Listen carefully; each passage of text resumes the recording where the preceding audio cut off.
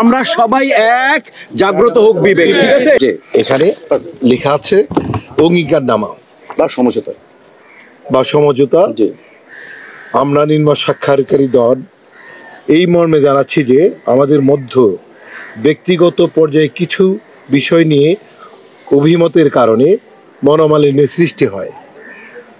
উক্ত মনোমালিন্যের নিরসন কল্পে বাংলাদেশ চলচ্চিত্র শিল্পী সমিতির শরণাপন্ন হইলে সমিতির সভাপতি জনাব মিশা সওদাগর এবং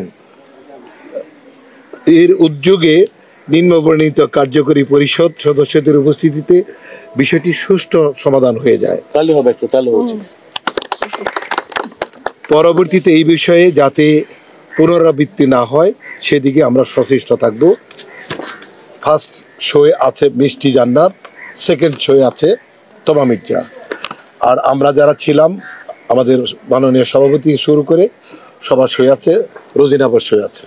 রাইট, এই ছিল আমাদের অঙ্গীকারনামা এবং আপোষনামা। Thank you very much. আমরা অনেক ধন্যবাদ। এবং আমি আমি আমি আপনাদেরকে খালি বলবো যে আপনারা আমাদের সাথে থাকবেন, আমাদের শিল্পীদের সাথে থাকবেন। ওকে, ঠিক আছে।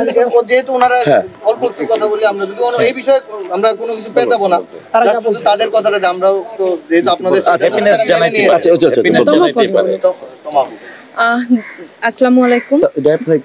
দিন শেষে তো আমরা শিল্পী, আর শিল্পীদের অভিভাবক যদি বলি, সেই অভিভাবকদের সাথে কথা বলার, বসার, ভুল ত্রুটির জন্য ক্ষমা চাওয়ার বা ক্ষমা করে দেওয়ার একটা জায়গা আমি মনে করি সেটা হলো আমাদের শিল্পী সমিতি। তো একটা যে ঘটনাই হোক, সেটা আমার বা মিষ্টির হোক বা আশেপাশে যারই হোক, এটা আর্টিস্ট হিসেবে বা চলচ্চিত্র শিল্পী হিসেবে এটা আমাদের কারোর জন্যই কাম্য না। এখন যেটা হয়ে গিয়েছে, ও আমার ছোট, আমার ক্যারিয়ারের জায়গায় ও আমার ছোট, সেই জায়গা থেকে ছোট বোন, ও বলেছে যে যা হয়েছে আমরা ভুলে যাই। ঠিক আছে, আমার বড় ভাই, আমি যাদের ছায়াতলে ছিলাম, মিশা ভাই এবং ডিপজল ভাই এবং যারা আছেন, যারা আমার বড় ভাই, আমার অভিভাবক, তারা বলেছেন ভুলে যাও, যা হয়েছে মিলে যাও। সো আমরা মিলে গিয়েছি। এই তো তুমি বলবে।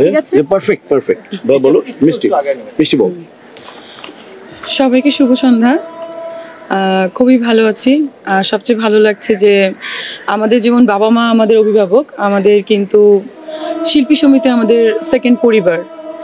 তো সে সেকেন্ড বলা যাবে না, এটা প্রথম পরিবারও বলা যাবে, যেহেতু আমরা শিল্পী হিসেবে কাজ করছি। তো এখানে যে পরিবারের যারা সদস্য আছেন এবং সাথে আমাদের যে অভিভাবক, সভাপতি, সেক্রেটারি, তারা আসলে সিনিয়ররা যা বলবেন আসলে আমরা জুনিয়র হিসেবে আমাদের শোনা উচিত, মান্য করা উচিত। তমা আপু আমার খুবই কাছের, অনেক আগে থেকেই। আসলে ভুল বোঝাবুঝির কারণে এখানে অনেক কিছু হয়ে গেছে। তো যাই হোক, নেক্সটে আমি চাই না বা আপু চায় না বা আমরা আসলে কেউই চাই না আমাদের পরিবার যে আমাদের পরিবার ছোট হয়ে যাক। আমাদের কাজে ভুল বোঝাবুঝির কারণে বা কিছু কিছু ক্যাপশনসের কারণে ইউটিউবের যে আমাদের পরিবারের ভিতরে যে দ্বন্দ্ব সৃষ্টি হয়েছে সেটা যেন আর না কখনো হয়। তো এটাই বলবো যে আপনারা দয়া করে কোনো ক্যাপশনস এমন দিবেন না যেটা নিয়ে একজনকে উদ্দেশ্য করে ক্যাপশনটা হয়, যেটার জন্য আজকে এত বড় ভুল বোঝাবুঝি হয়েছে। এখানে আমি অনুরোধ করছি, মানে ক্যাপশনস গুলো আপনারা একটু কাইন্ডলি সুন্দর সমীচীন ভাবে দিবেন।